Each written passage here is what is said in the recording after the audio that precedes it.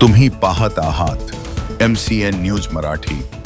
तेल्हारा तालुक्यातील मनपदा येथील गुरु रविदास महाराजांची सालाबादप्रमाणे गावचे चर्मकार समाज बांधवांतर्फे जयंती साजरी करण्यात आली।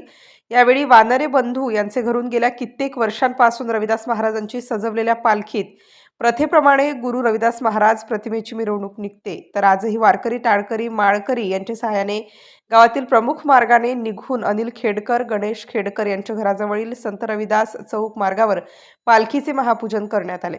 येथे सौ सुनंदा अनिल खेडकर, सौ ममता गणेश खेडकर, सौ बालाबाई गोपाल बुंदे या सपत्नीक जोडप्याकडून व महिलाकडून पालखीचे व गुरु रविदास महाराज प्रतिमेचे पूजन करण्यात आले।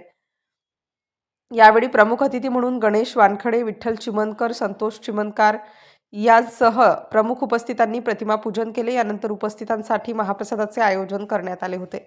या महाप्रसादाचा पंचक्रोशीतील हजारो भाविकांनी लाभ घेतलाय।